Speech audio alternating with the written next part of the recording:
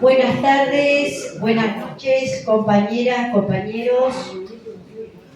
Vamos a dar comienzo a la charla sobre geopolítica en el capitalismo en guerra. Lo tenemos acá el compañero que va a dar una charla y también es una charla debate, ¿sí? Es el Leonardo Berman. Acércate por favor. Él es escritor, poeta, muy relacionado también y ha estado en Palestina y nos va a compartir su experiencia con respecto a la política en guerra. Y bueno, te doy la palabra, Leonardo, si querés agregarle más a tu currículum.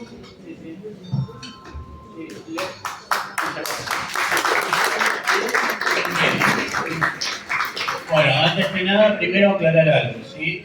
Les cuento. Yo soy amigo de Estela, ¿sí? De Estela Caloni.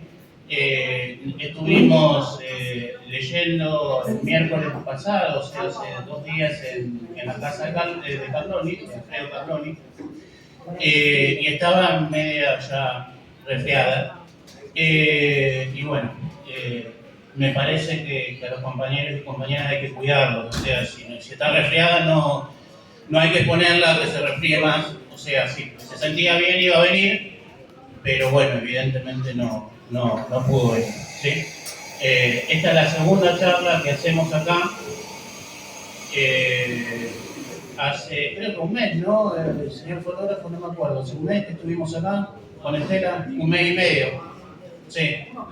Bueno, hace un tiempo que estuvimos acá, así que bueno, vamos a entrarle igual. Es como empezar un recital y anunciar a Mick Jagger y que te aparezca, digamos, el telonero, pero bueno, es lo que hay. Así que vamos a empezar.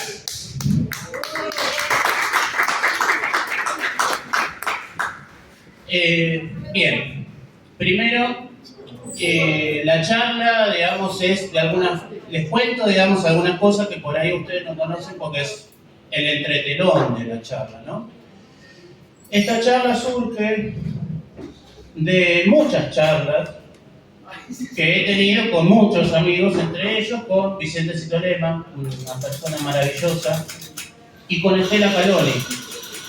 Y con ellos únicamente, o sea, se habla de la vida, pero se habla de la vida, de la historia, pero también se habla de política. Es imposible no hablar de política, porque todo es político y más para ellos, ¿no?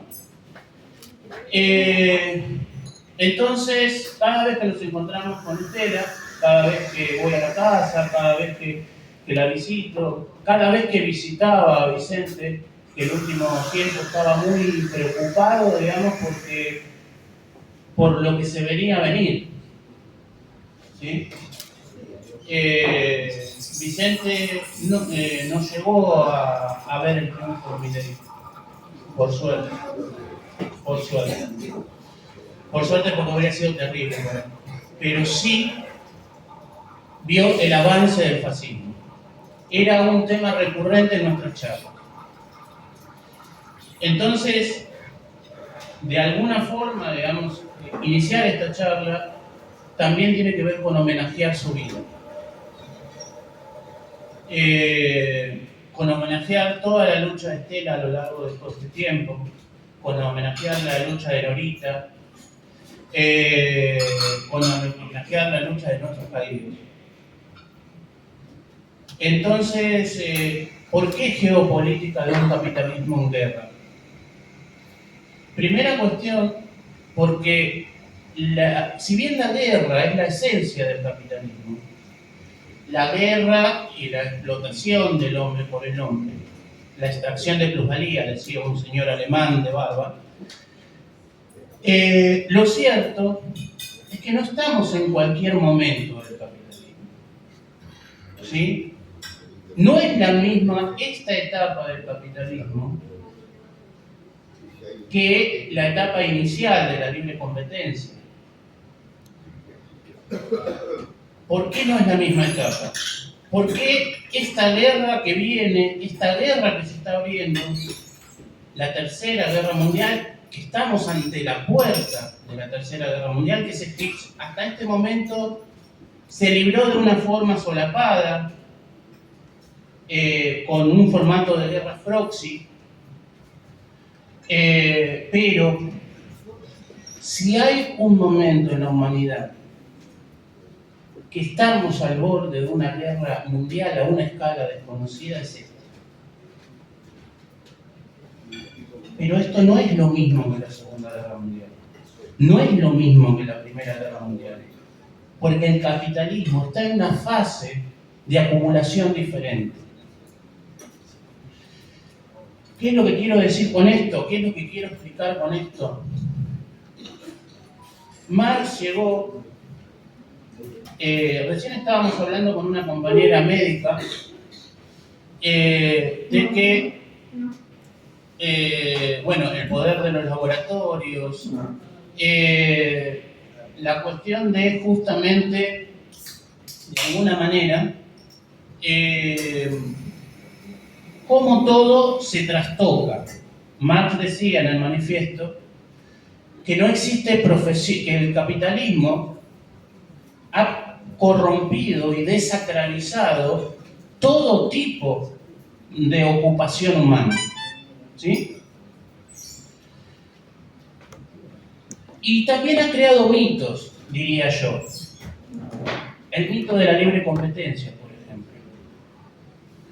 Algo que Nietzsche decía ya en Genealogía de la Moral, de que era prácticamente como el libre albedrío, era como una transmisión de la religión a la política.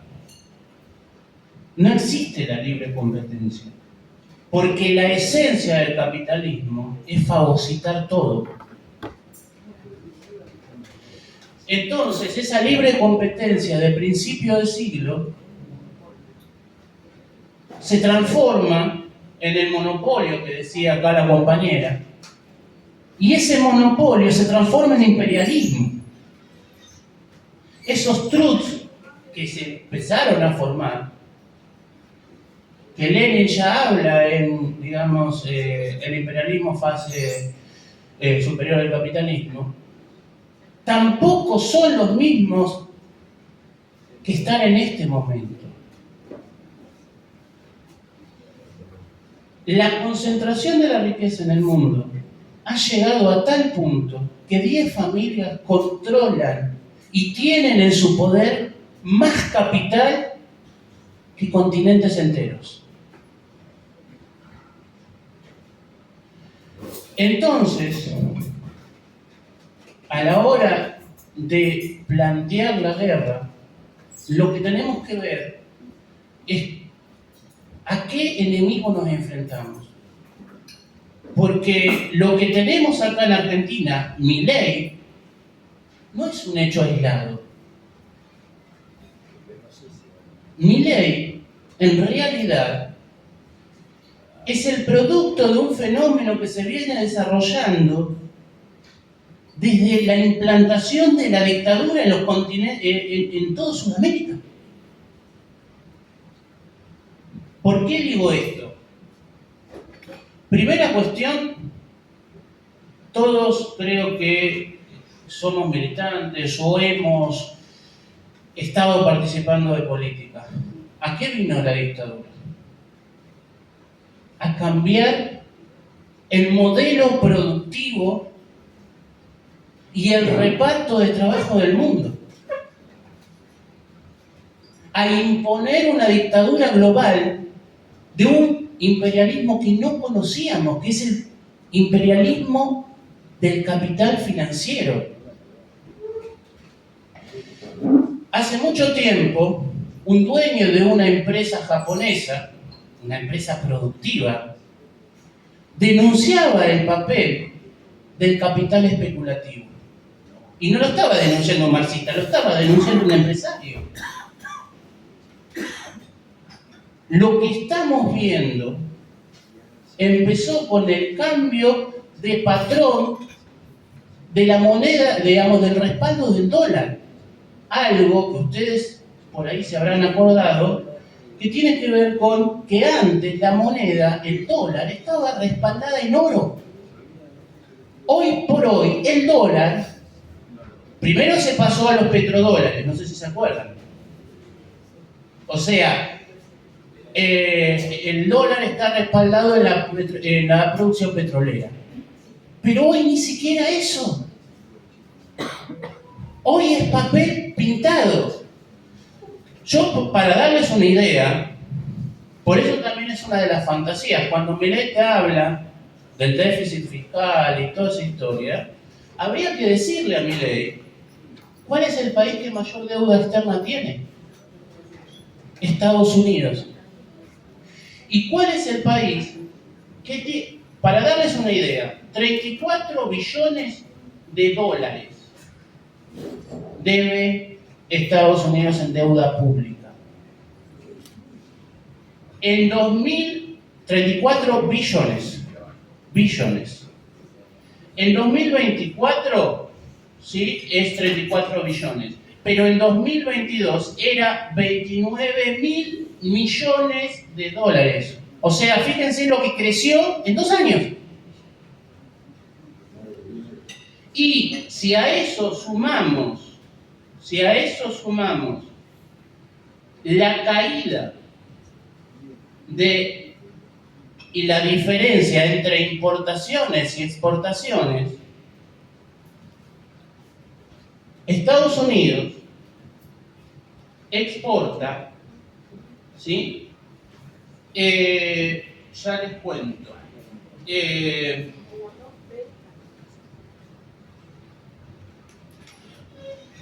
Acá está. Estados Unidos exporta 1.850.000 millones de dólares. Eso es lo que exporta. Ahora, ¿cuánto se imaginan que importa? Importa 2.834.000 millones de dólares. O sea que importa más de lo que exporta. O sea, es una economía en crisis continua. Y no solo eso. ¿Quiénes son los países que tienen deuda?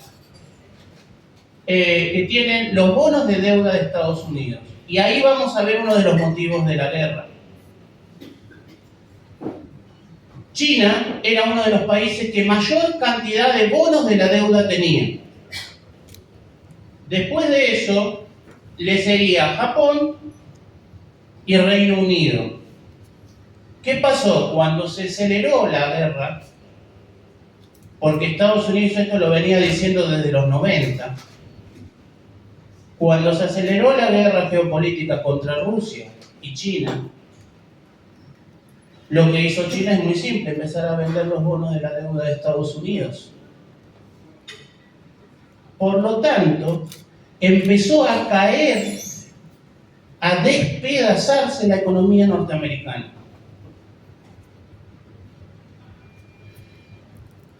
Hay alguien, Evo, si no me equivoco, que decía que el único país en el mundo que no hay golpe de Estado es Estados Unidos, porque Estados Unidos no tiene embajada de Estados Unidos en Estados Unidos. Lo cual, digamos, algo de razón tenía hasta que llegó Trump. ¿Sí? ¿Cuál es la cuestión en esto? La cuestión es que otra persona, no recuerdo quién, decía que el único, bueno, vamos a ser claros, sí recuerdo quién, un compañero que viene de los 70, se llamaba Carlos Ponce de León, era combatiente revolucionario en los 70 en Argentina, de leer, para ser claro, decía que el sostén del dólar es el ejército de Estados Unidos. Del dólar es el ejército de Estados Unidos. ¿Por qué piensan que invadió Libia a Estados Unidos? Porque Gaddafi iba a empezar a comerciar el petróleo en una canasta de monedas y iba a depreciar el precio del dólar. ¿Por qué piensan, digamos, que se invade Siria, porque el Banco de Siria no tiene acuerdos internacionales. Es uno de los pocos bancos que no está atado a la burguesía financiera, al capital financiero. ¿Por qué? Y ahí juega otra cosa. ¿Cuál es el papel? Perdonen, yo soy palestino de alma, estuve en Palestina. ¿Cuál es el papel de la banca internacional?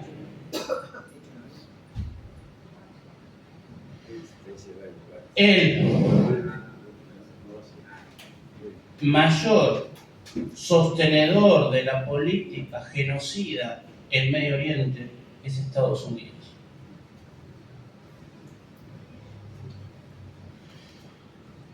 Entonces, lo que hay que ver, primera cuestión es el mundo a partir de 2014 cambió de una forma vertiginosa. ¿Por qué digo 2014 y no digo 2015, 2016, 2000? Es más, se podría decir incluso a partir del autoatentado de las Torres Gemelas. ¿Por qué? Porque a partir de ahí, Estados Unidos, eje central del imperialismo, desarrolló una guerra de supervivencia. Es una guerra defensiva, no es una guerra ofensiva. ¿Por qué es una guerra defensiva? Porque lo que está en cuestión es la hegemonía de Estados Unidos como gendarme mundial. Si ustedes ven, Estados Unidos está continuamente perdiendo en las votaciones de la ONU.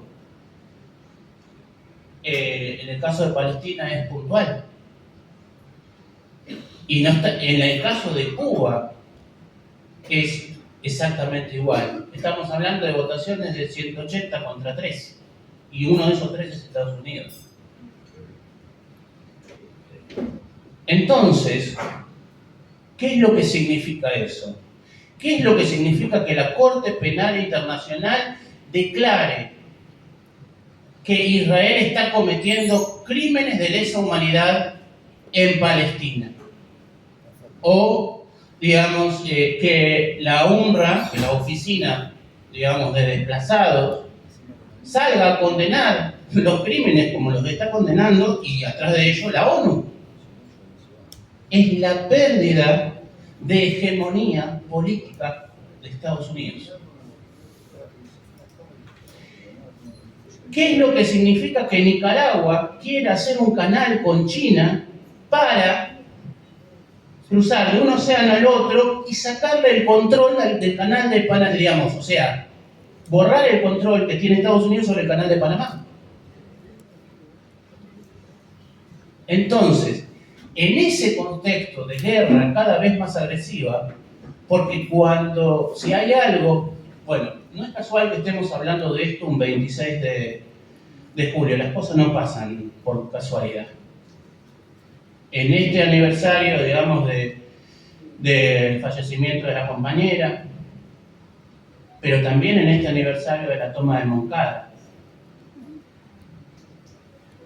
Entonces, si hay algo que nos enseñaron los compañeros en Cuba, ¿sí?, es que, en realidad, cuando el capitalismo, cuando el imperialismo está absolutamente rodeado y desesperado, es cuanto más criminal es. Miren en Vietnam. Miren lo que está pasando ahora en Palestina. Estamos hablando de 40.000 muertos. Estamos hablando de esos 40.000 muertos, un 75% de chicos y mujeres y ancianos. Entonces, ¿por qué Milei? Es muy simple. A partir de las caídas de las torres, el imperialismo empezó una guerra desesperada de supervivencia. ya había tenido las crisis, las burbujas inmobiliarias, que eso implica, digamos, que está tirando papel pintado sin ningún respaldo. Después de eso, comienza tanto China como Rusia a comprar oro en el mercado mundial y empieza a tejer relaciones con otros países. Hoy, ¿quién controla la OPEP? ¿Estados Unidos o Rusia? Rusia. Y eso implica la pérdida de hegemonía de Estados Unidos en Medio Oriente. ¿Por qué? Irán y Arabia Saudita no se podían ni ver en figuritas. Resulta que Irán entra a la OPEP y Arabia Saudita también entra, perdón, a BRICS, y Estados Unidos y Arabia Saudita entra a BRICS, e Irán también entra a BRICS. A partir de ahí normalizaron las relaciones. Irán volvió a reabrir la embajada de Irán en Arabia Saudita, y Arabia Saudita volvió a abrir la embajada de Arabia Saudita en Irán. Uno de los caballos de Troya que tenía el imperialismo yanqui, y aparte del imperialismo yanqui, el sionismo, en los países árabes, era algo que se llamaba los Acuerdos de Abraham. ¿Qué significan los Acuerdos de Abraham? Los Acuerdos de Abraham eran una mesa de negociación creada por Trump para sentar a Netanyahu con los países islámicos, para que reconozcan al Estado de Israel. En eso entró Jordania, entró Marruecos, entró Arabia Saudita y entró Emiratos Árabes. Después de la invasión a Gaza del ejército de Israel, Arabia Saudita está coordinando política con Irán. Emiratos Árabes, yo les voy a dar simplemente un ejemplo de esto. Resulta que por la guerra que está desarrollando Israel está padeciendo la crisis económica más grande de su historia. ¿Por qué? Primera cuestión, porque los campesinos que estaban en el norte, en la frontera con el Líbano, se desplazaron. Hay 200.000 campesinos que se mudaron del norte al sur. Segunda cuestión, porque hay un ejército de 300.000 personas movilizadas. Esas 300.000 personas no están produciendo. Y si no producen, ¿qué pasa? No hay producción en el país. Y es una caída en la economía. Y después, por el otro lado, que hay algo que nadie dice, es que hay una fuga masiva de israelíes al exterior. El aeropuerto de Tel Aviv se llenaba de gente que se quería escapar de Israel. Se estima más o menos 500.000 personas se fueron de Israel. Entonces, si nosotros vemos todo esto y encima sumamos los continuos ataques al puerto, a los puertos israelíes, de la resistencia, tanto palestina, yemení, iraquí, y libanesa, lo que vamos a llegar es a la conclusión de que no le pueden llegar suministros por vía acuática. ¿Sí? Entonces, llegó a tal punto la crisis que Netanyahu le fue a pedir plata al emir de Emiratos Árabes. Y el emir lo que le dijo es: anda a pedirle a Zelensky.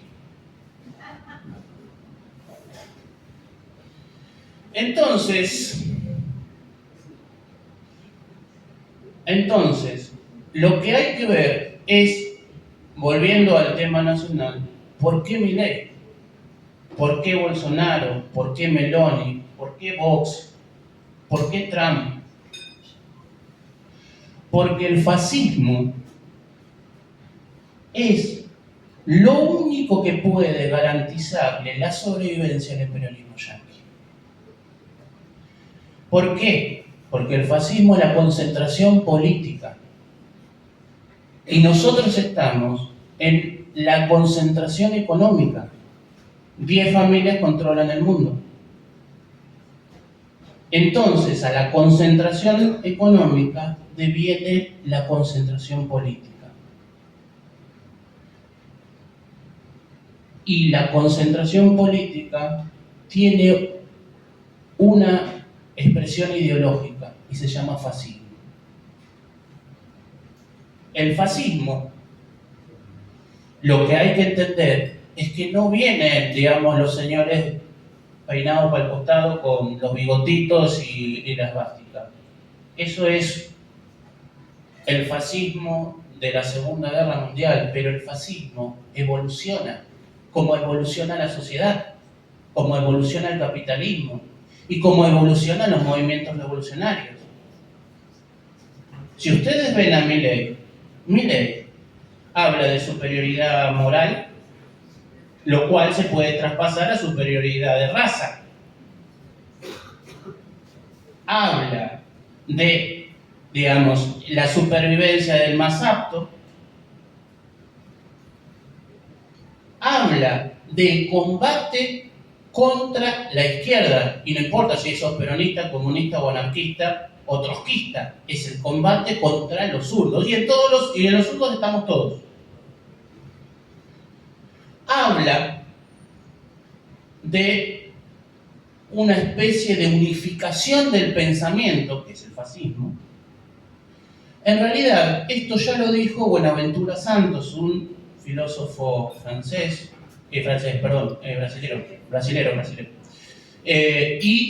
Pero hay algo, digamos, él hablaba de diferentes tipos de fascismo.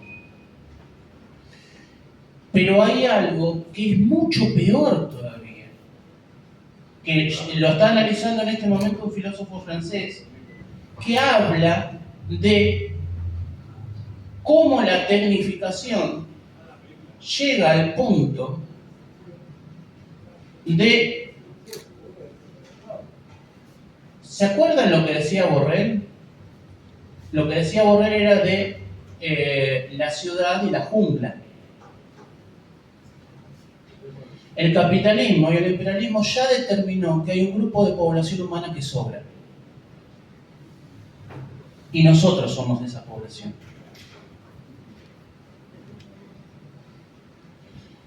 Entonces, para implantar esa dictadura global, lo que tienen que hacer son dos cosas. Primera cuestión, rodear o exterminar la población sobrante. Eso es malthusiano. Segundo, destruirla moralmente. Cuando Milei te está diciendo, digamos, intenta destruir los lazos humanos, los lazos de solidaridad, lo que está haciendo, las organizaciones sociales, lo que está haciendo es implantar el individualismo más atroz, la competencia más atroz, la supervivencia del más apto más atroz, porque es la forma que puede ganar su guerra. Porque lo que se trata es de deshumanizar a la humanidad.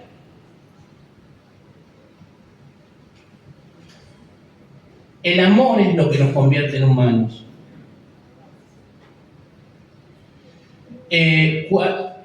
Y eso pasa por una cuestión moral hasta por una cuestión tecnológica. Uno, cuando tenía un problema, se iba a quejar, lo atendía a alguien, o iba a una oficina, o lo que fuera. Hoy, andar a reclamar a una casa central un arreglo. Eso es más. Fíjense cómo incluso hay, de alguna forma, aplicaciones que lo que hacen es establecer nichos nuevos de extracción de plusvalía.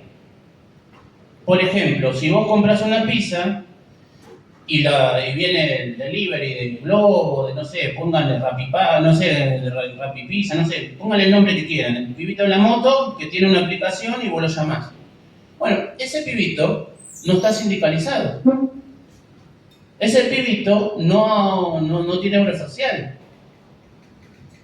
Ese pibito, digamos, le extrae a la aplicación un porcentaje de su ganancia, pero también se lo extrae a la pizzería. Por lo tanto, si esa pizzería no vende mucho, se funde. Y si ese pibito se muere en el camino, nadie lo va a atender. Pero también ese pibito no puede hacer huelga. Es un negocio redondo, pero también es una cuestión cultural. Se trata de romper todo lazo solidario entre un compañero y otro. Y esa es la batalla cultural que ellos dicen. Lo otro es la transformación del ser humano en una máquina.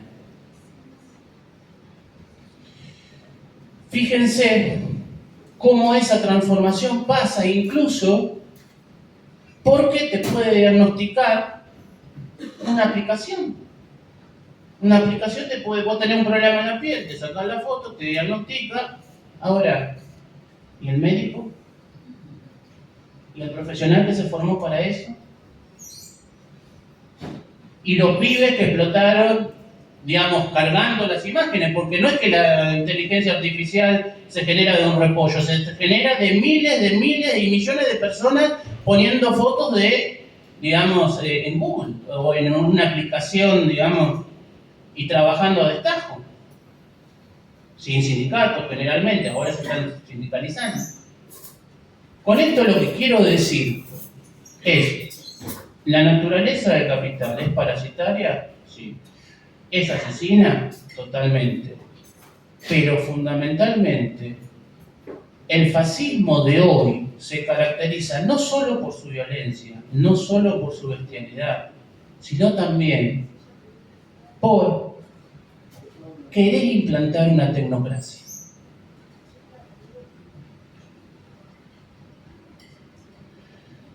Frente a eso, a partir de la pandemia, un señor que se llama Steve Bannon, asesor de Donald Trump, empezó a diseñar el nuevo mapa del fascismo, que no es un fascismo totalmente nuevo, porque toma cosas de la Nouvelle Droite, de la nueva derecha francesa. Por ejemplo, de disfrazarse de no fascistas. Los fascistas de ahora te dicen que no son fascistas. Te dicen que quieren la libertad. Pero si vos lo ves, es mi lucha. Lo que dicen es mi lucha.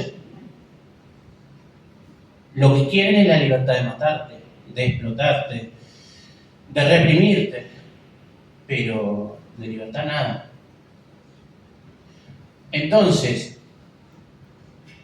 poniendo guita, financió a Vox, financió a la derecha inglesa. ¿Ustedes no les parece raro que la nueva derecha haya crecido en medio de la pandemia? ¿Por qué?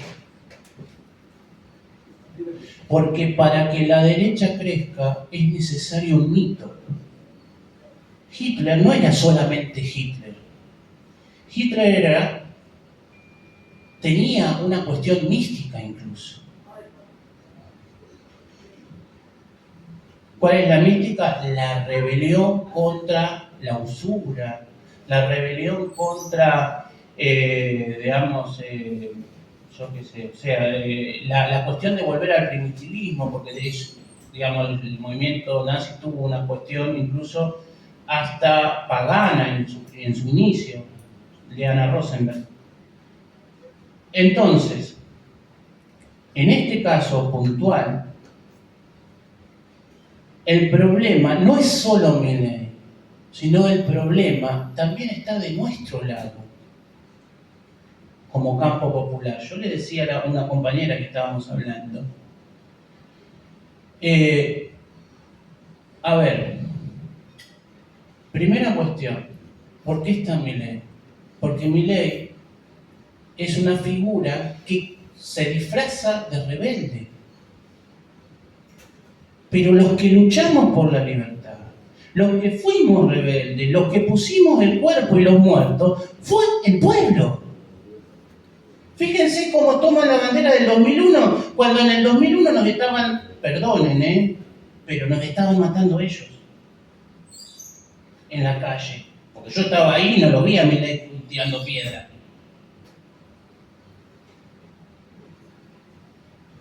Entonces, el problema es que la primera derrota que tiene o que intenta imponer el capital, el imperialismo, el fascismo, es la derrota moral, es la derrota cultural.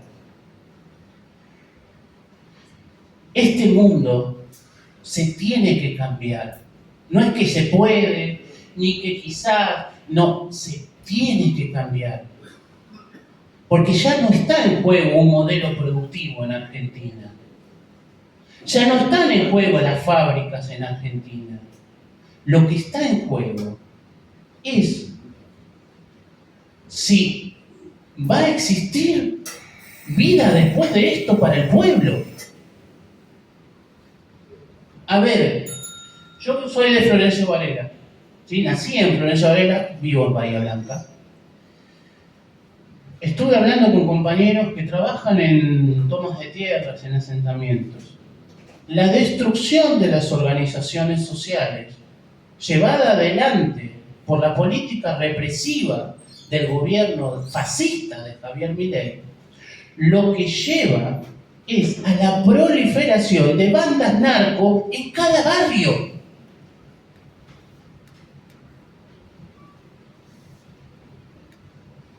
O sea, ustedes imagínense, si hay especialistas que dicen que se puede fundir una empresa en un día, pero reactivarla lleva como 10 años. Ustedes imagínense lo que significa erradicar las bandas narco que va a dejar este asesino. ¿Cuántos muertos vamos a tener ahí?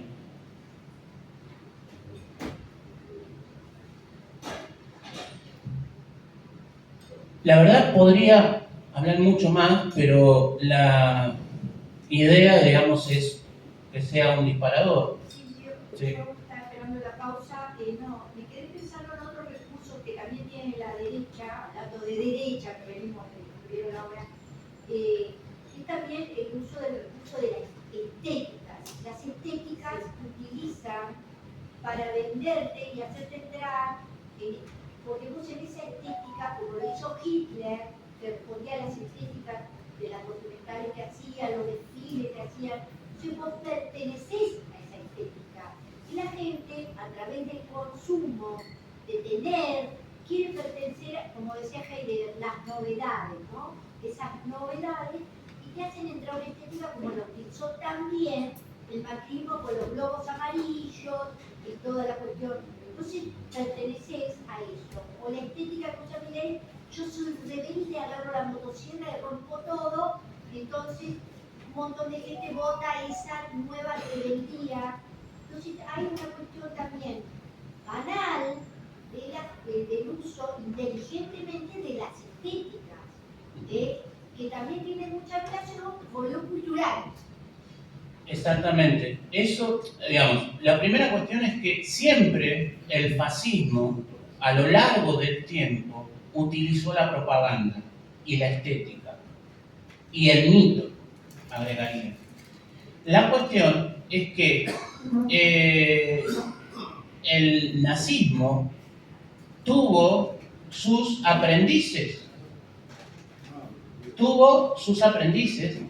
Y los tuvo en Estados Unidos. ¿Quién formó a la CIA si no lo formaron los jerarcas nazis que se escaparon de Alemania? O sea, la CIA fue entrenada para torturar por jerarcas nazis. Todos. Hay un libro que se llama el libro marrón del nazismo, digamos, que hablaba de todos los funcionarios nazis que estaban en la Alemania democrática.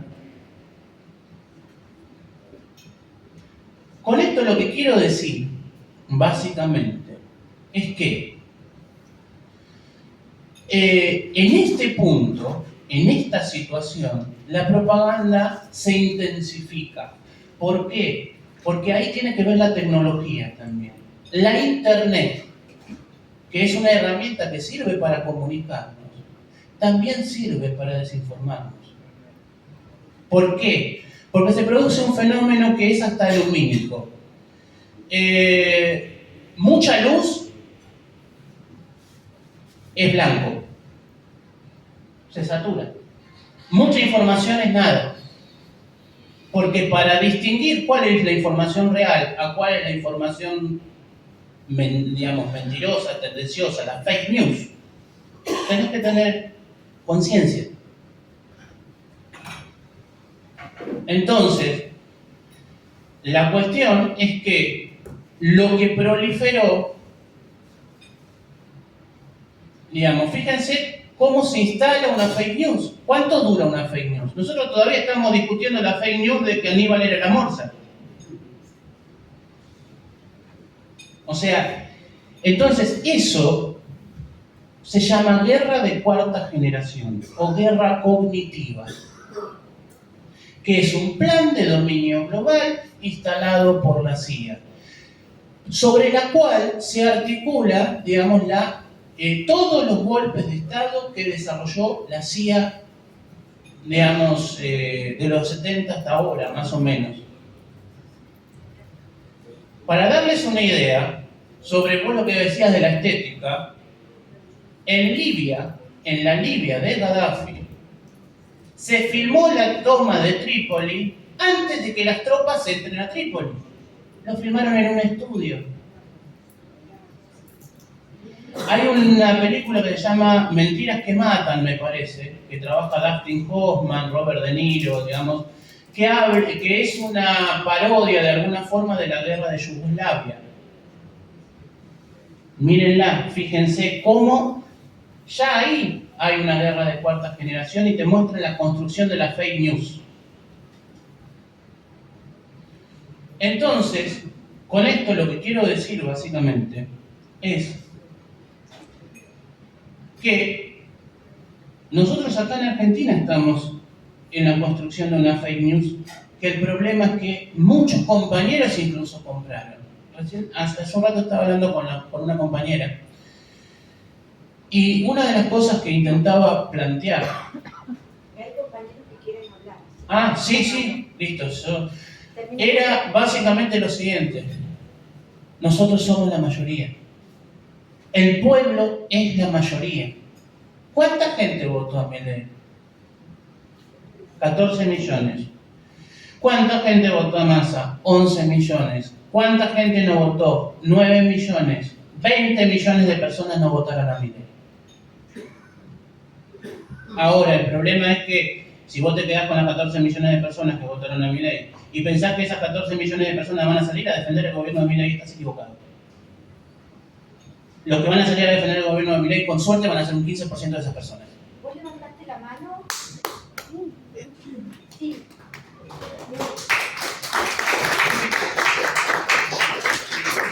Bueno, compañeros y compañeras, la idea es armar debate.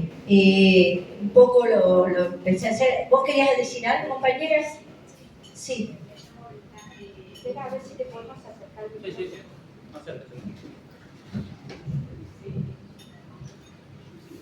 Miren, compañeros, me parece que el hecho de la reflexión y el debate es sumamente importante en estos momentos, y la palabra que la podamos tener todos y todas.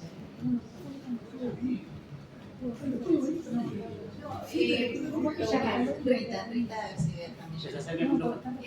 Lo que primero quiero agradecer el espacio porque en realidad siento yo, ¿no? Siento que como que hay personas que piensan parecido a lo que hablas vos, como un aislamiento, ¿no?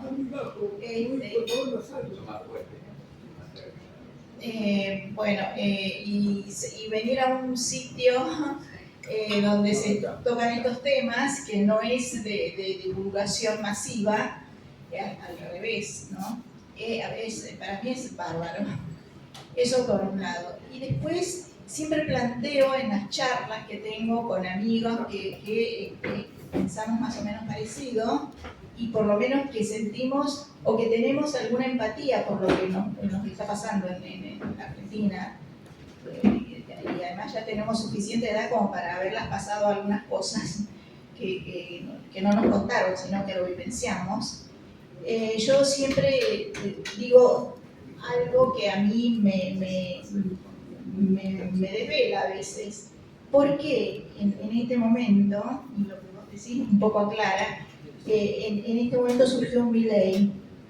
¿Y por qué yo hablo con la gente que tengo a mano, jóvenes, los taxistas, y en realidad veo que la gente tiende a la derecha?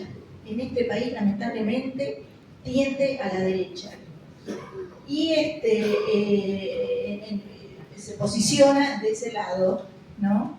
Incluyendo gente de muy allegada y de los trabajos de Estado todos. Es rarísimo que alguno no. Rarísimo, ¿no? Y siempre yo me explicaba de la siguiente manera, no sé si esto es no cierto.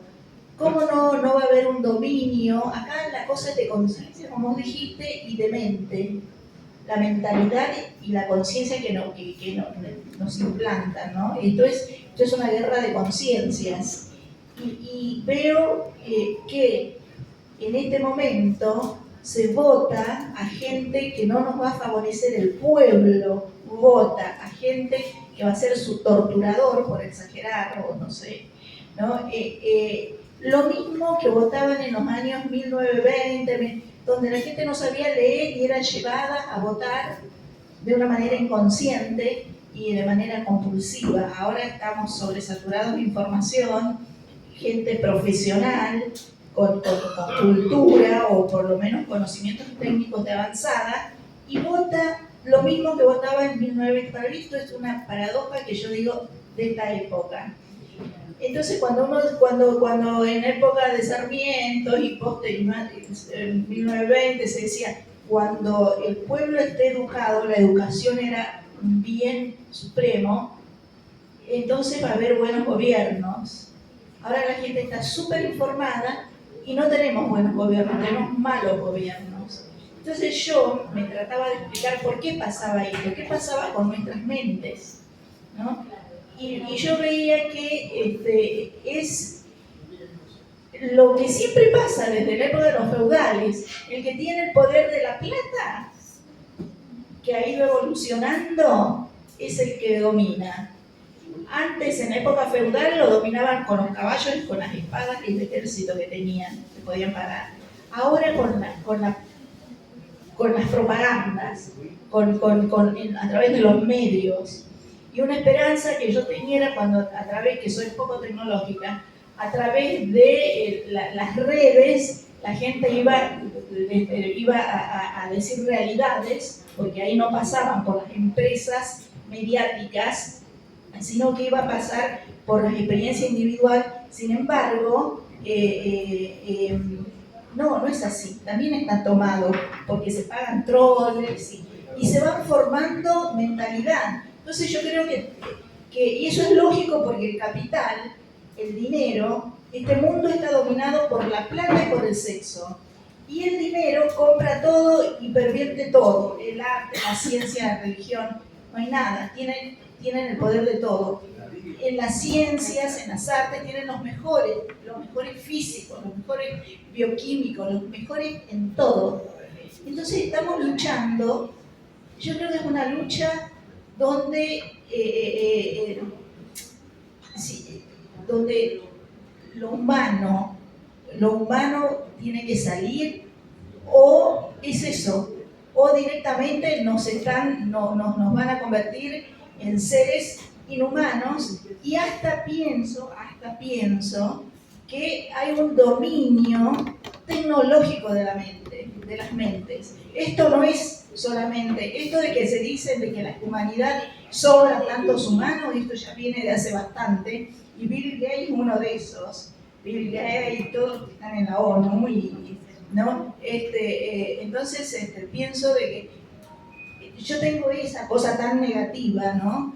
Pero también pienso que el ser humano siempre surge, y escuchar algunos datos que dijiste, nunca los había escuchado, y es como una esperancita que me abre, ¿no? Que no todo está perdido, creo. Eso. Muy bien, gracias.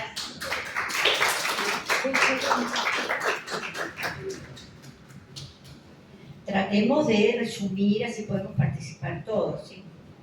Sí, mi nombre es Adrián. Quería decirte por el tema ese de las fake news y los mitos, que creo que el tema de Milei fue el mito de discernir entre la inflación y el Estado. Es decir, a los pobres les decían que la inflación caía sobre ellos y que era culpa del Estado. Hoy está probado, lo hemos probado en Argentina casi todos, que con inflación podés vivir, pero sin Estado no podés vivir. Entonces, ese mito, que no es una fake news, sino que es un mito, porque nos hemos desarrollado, yo tengo 64 años, y creo que debo haber vivido 40 o 50 años con inflación, y todo, y nos hemos desarrollado. Pero sin Estado es imposible. Y eso es lo que está fogoneando, y creo que no es fake news, sino que es eso. Sí, ¿puedo? Sí.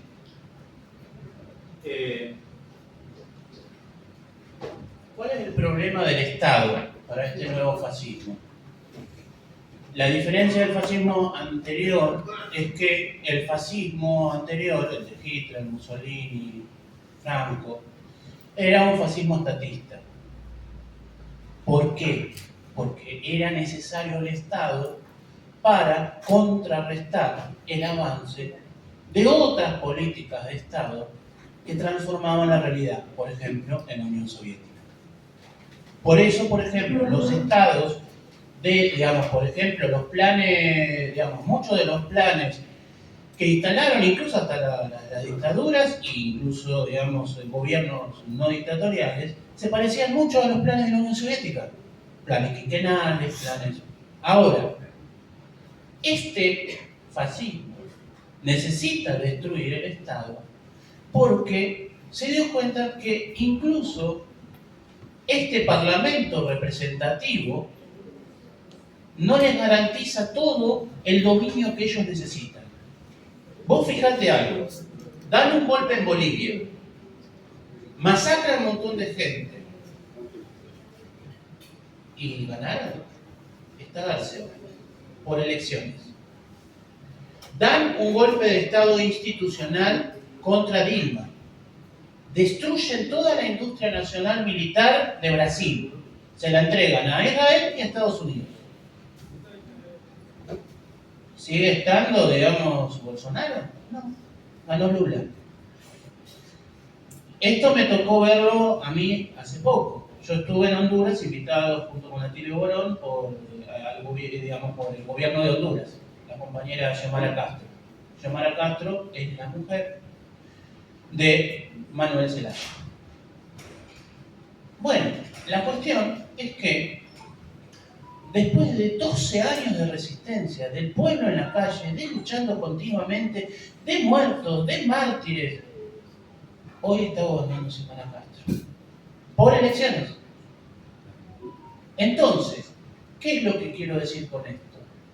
tienen que destruir el Estado. Incluso este Estado, que no es socialista, es capitalista, está dentro de los más, pero este Estado les molesta. ¿Por qué? Porque justamente ni siquiera son capaces de aceptar reformas en el terreno democrático. Lo que ellos buscan es instalar una dictadura global del capital financiero, en beneficio de esas 10 familias que manejan el mundo. Para eso necesitan pisotear todos los estados. De hecho, para lograr sacarnos de los brillos y ponernos en los lados. Exacto. ¿Vos querés hablarlo, chicos? Chicas, por favor, las mujeres, por favor. Solo El voto la cuota femenina. Buenas noches, mi nombre es Celia y con absoluto respeto quería plantear que revisemos nuestro propio imperialismo. No hablemos de fake news, hablemos de noticias falsas. Usemos el castellano, por favor.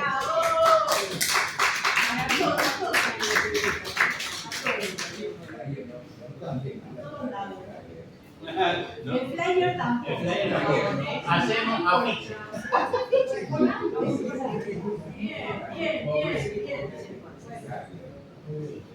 Buenas noches, mi nombre es Cristina. Una reflexión muy breve. Hoy conversamos con vos acerca de el conflicto judeo-palestino y la crueldad que esto implica. Y rozamos un poco el conflicto el conflicto ruso-ucraniano. Sin embargo, después de haber leído un poco, creo que hay otros conflictos que son soslayados y que no son puestos sobre la mesa, como es el conflicto entre China y Taiwán. Y creo que este es un conflicto severo, armado seguramente y fogoneado desde los Estados Unidos y desde el imperio en general, porque representa, en última instancia, generar conflicto, un conflicto interno, porque Taiwán es insular, pero dependería de la República China, y de alguna manera es inocular el odio y el conflicto en uno de los principales oponentes que hoy por hoy tiene Estados Unidos, y no es el principal, que es China.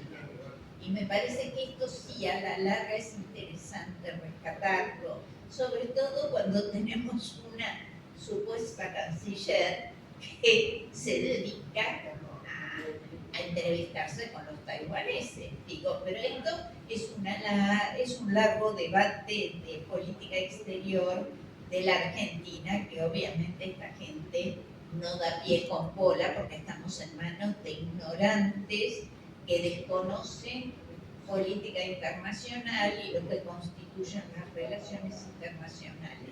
Pero simplemente a vuelo de pájaro poner esto. Cuando se habla de una tercera guerra mundial, hay espacios como es el espacio chino-Taiwán que se está generando y se está trabajando, y creo que en esto no podemos ser indiferentes. Nada más, gracias.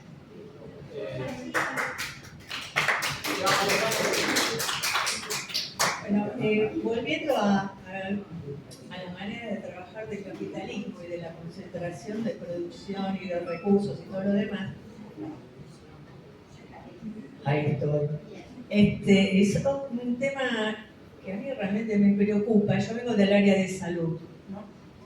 Y un tema que realmente me preocupa es la destrucción de la institucionalidad que está haciendo respecto al INCA, al ANSES, tanto al arte, a la ciencia, a la investigación, a todo, a todo. No se puede creer que uno permita eso, porque bueno, hay una de las banderas que es la soberanía, ¿no?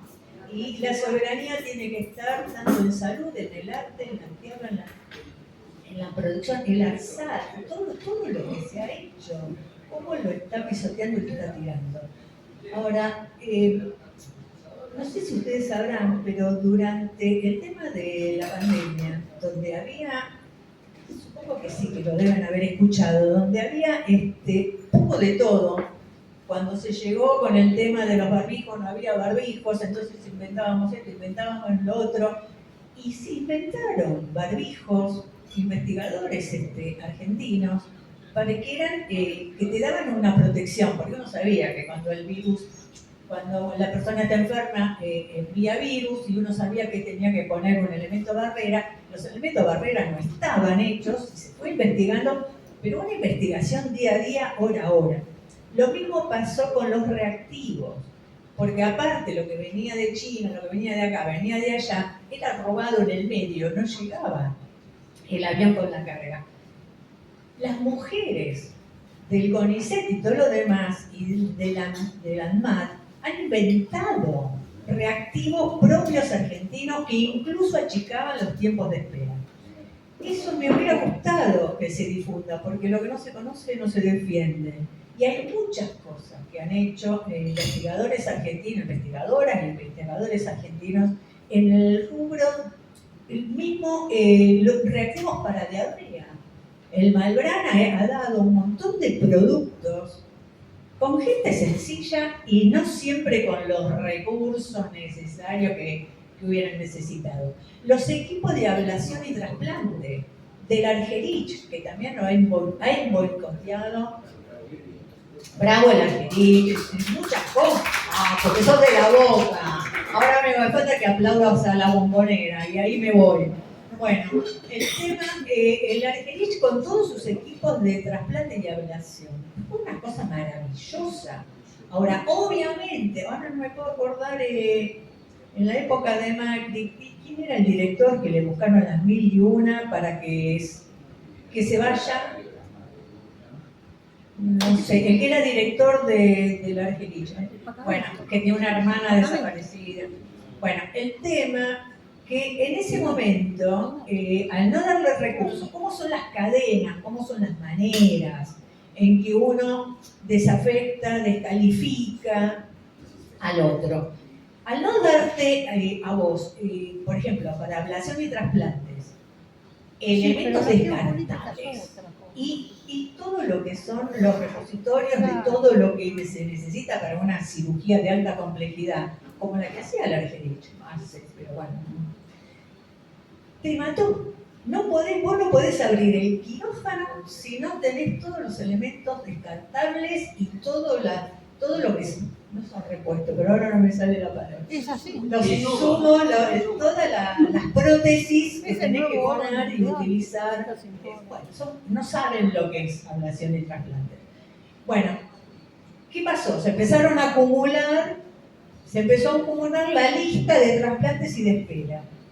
Con lo cual también bajaron lo que se llaman las guardias caídas. Digamos, los equipos de trasplante tienen que estar 24 horas a toque. No pueden tener otro empleo. Con lo cual el Estado, la Ciudad de Buenos Aires, Ibarra y todo lo demás, le pagaban lo que se llaman guardias, que vos estás en tu casa, pero tenés que estar así en cuanto te llamaron.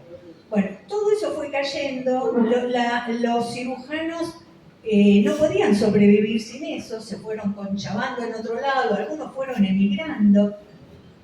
Hicieron miércoles todo ese sistema que estaba recontraceitado, con lo cual se arma esa lista de 70. ¿Y cómo termina esto? Que el gobierno de la ciudad, el ministerio, decide que esa lista de espera fuera derivada ¿a dónde? A resolver los trasplantes. ¿A dónde? Al italiano, exactamente, al italiano, a la Favaloro y a los otros lugares. Entonces uno tiene esas cosas, ¿viste? Está todo oculto, es todo opaco. Nadie se entera, salvo uno que va a una reunión y presta la oreja y lo escucha a uno y lo escucha al otro. Entonces, bueno, yo creo que una de esas cosas que al menos yo sé de salud y que existen en otro lado, esas cosas tendríamos que haber defendido y haber difundido. Gracias. Sí, compañeros, muy bien. Se entusiasman con la palabra, pero tienen que como darle un tiempo. pero a salud nunca le dan bolillo. Hola, tengo operado, tengo Eduardo,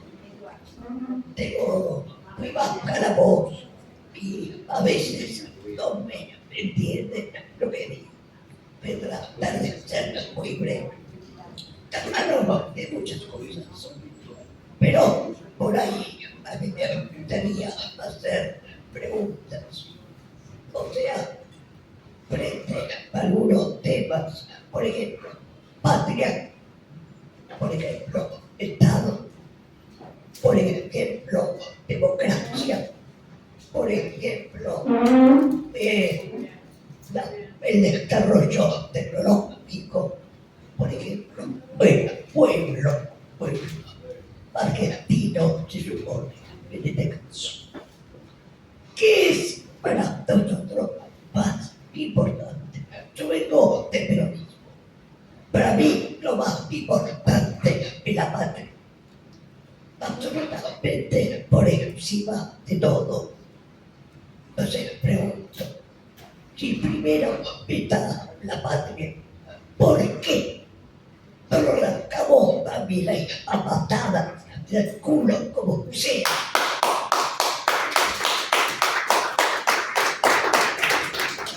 Con la excusa que fue elegido y tiene legitimidad. Puede ser una elección que yo solamente pienso que hubo algo de verdad, por lo menos, superior a la patria. Puede ser que lo votemos nada más porque decimos que tiene legitimidad electoral. A mí no me cabe eso. Si este hombre vino a destruir el país, ¿qué legitimidad le podemos dar? ¿Te alcanza? Otra cosa, ¿qué quedó de la democracia? ¿Qué quedó de la democracia? Hoy la democracia argentina no existe. Está barrida, está destruida. ¿Qué hace la tecnología?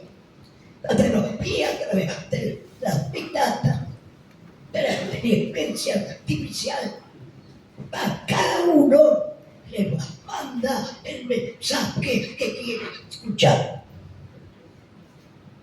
Entonces ahí se arma esta mayoría que parecida que naciera del suelo, que se inventaron porque están recibiendo mensajes falsos.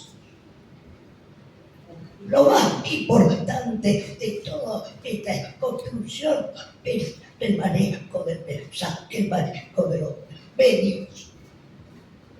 Que no cambie el pocho, que me dice, yo y mi familia estudiamos, somos universitarios, tenemos independencia del pensamiento, no tienen independencia del pensamiento.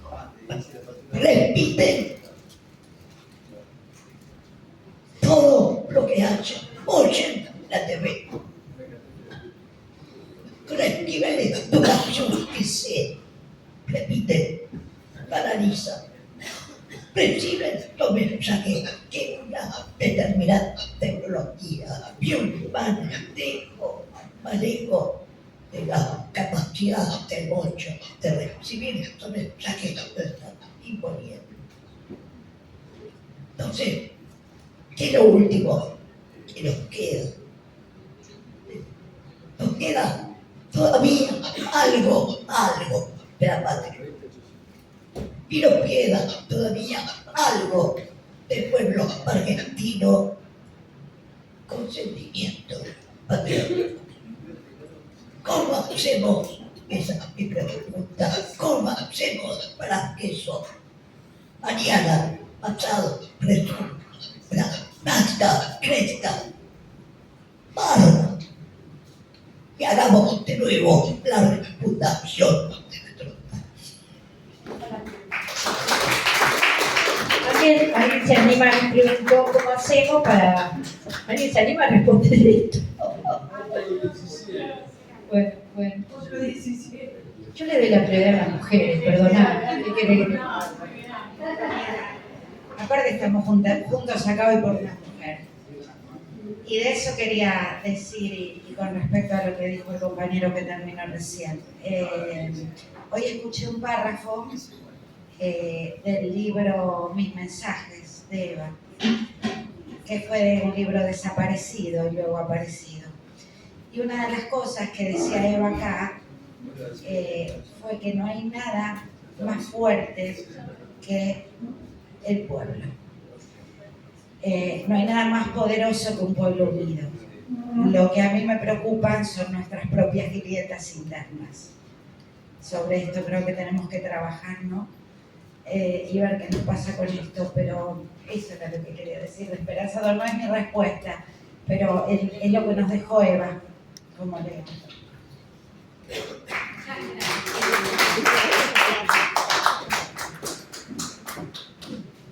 Bueno, primero, digamos, gracias por toda la participación.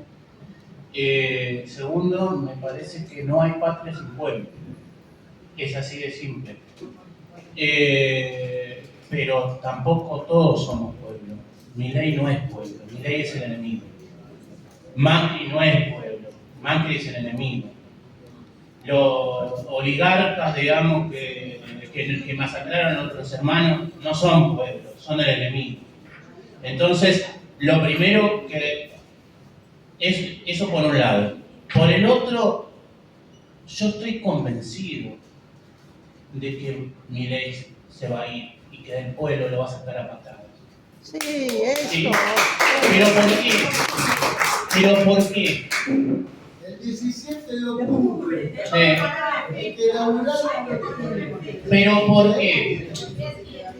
Pero lo que me preocupa no, digamos, no es el pueblo, porque el pueblo cuando fue convocado salió. Fuimos a la marcha universitaria y éramos millones. Sí. Fuimos al paro de la CGT y éramos millones. Fuimos, digamos, al 24 de marzo y estuvimos en la plaza. El problema es que lo que hay que ver es que esto no se resuelve dentro del Congreso. Esto se resuelve en la calle, con todo el pueblo en la calle. Y con los dirigentes. El problema, hay una vieja frase que dice exactamente, con los dirigentes a la cabeza o con la cabeza de los dirigentes. Y ese es un problema que tenemos porque hay una cuestión muy simple, el pueblo va a salir. Salimos en el 2001 y no teníamos dirigencia. Es que yo creo justamente el homenaje a Eva hoy y los vecinos cerrados, pero hay que trabajar todos, empezar como subsuelo de la patria que fue el 17 de octubre del 25, tenemos que darnos máquina de que el 17 de octubre se sale para voltear el o sea, no hubo dirigencia, ¿viste? El 17 de octubre. Fue un armado de Berizo, de los compañeros trabajadores, que hay que recordar esa esquina ahí en la calle de Nueva York, en Berizo, con el homenaje a la cuna del peronismo, pero realmente lo que fue, parece que tenemos que tomar una gesta hoy justo, para poner una fecha y pasar, no sé, como sea, para el 17 de octubre. Es así. Pero, aparte hay otra cosa. O sea, si me permiten, digamos, la cuestión es así. Yo les conté, estuve en Palestina. Fui invitado por la Unión General de Escritores de Palestina. La verdad, el pueblo palestino ha sido masacrado desde 1948, incluso desde antes, porque la invasión empezó antes. Sin embargo, yo lo que vi en Palestina, que también se puede trasladar a nuestro pueblo, no es que estoy diciendo hablando de Palestina porque, digamos, no. Yo lo que vi en Palestina es la capacidad de reconstruirse. Yo vi ahí lo que decían los vietnamitas, que decían, van a destruir 10 veces la patria y nosotros la vamos a levantar 10 veces. nuestro pueblo también tiene la misma dignidad. Nuestro pueblo venció a la dictadura militar. Entonces, a mí no me preocupa que el pueblo salga, porque el pueblo va a salir. El problema es que tenemos que dejar de dividirnos, que tenemos que estar unidos, que tenemos que tener una estrategia común. Porque lo que está en juego no es solamente un modelo de industria o, digamos, usura. Lo que está en juego es la vida de millones de argentinos. Así que bueno, ya está. Disculpen, pero hasta ahí llegó. Bueno, la compañera quiere hablar y vamos a ir cerrando la charla, ¿sí? Bueno, yo no sé por dónde, primero me llamo Marta, gracias por estar acá. Cositas sueltas de un montón que no me ven igual, ¿no? De que cada uno dijo. Adhiero totalmente al de las palabras en inglés que me paran los pelos de punta. Basta. Y a otras que no están en inglés, pero más o menos lo mismo, son representantes de cosas que no tienen nada que ver con nosotros. Cuando un chico está bien vestido, una chica, un novio, una novia, ay, pareces una reina, sos una princesa.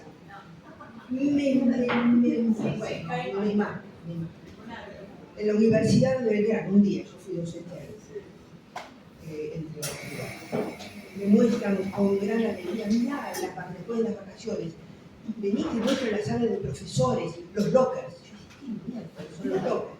Ven y me muestran así, digo, los armaritos. Eran armaritos tipo gimnasio. ¿Por qué los llaman lockers? Bueno, como es en mil. Mil. Bueno, claro. Con respecto a lo que vos por ahí decías de Yugoslavia, no yo tengo características de hacernos mierda con Yugoslavia. Vamos a hablar de la República de Patagonia, la República de Mendoza, la de Córdoba, la de La Pampa, no sé, Entre Ríos, Corrientes, Santa Fe o hasta donde llegue. La balcanización se llama eso. Cada pedazo va a ser un pedazo de lo que hoy todavía, yo no sé si ya no lo es, porque si están las tropas en barcos del Paraná, que la llaman hidrovía y que son los norteamericanos en el Paraná, dueños de nuestra hidrovía, entre comillas, bueno, ya no es más Argentina. Si están en Ushuaia y la OTAN en Malvinas, ¿de qué estamos hablando? ¿Qué pedazo nos queda de Argentina? ¿O cómo la armamos? La armamos con nuestra imaginación. Bueno, está todo eso. Y nosotros vimos en una reunión, nosotros somos arquitectos, mi esposo y yo, trabajamos como docentes 40 años y como profesionales en el tema de aprovechamiento de la energía solar.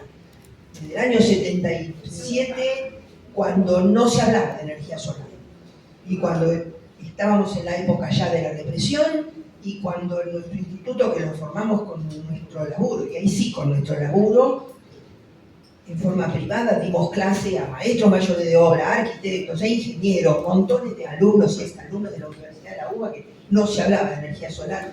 Energía solar para edificios, porque somos arquitectos, no nos metemos con otros espacios de energía solar.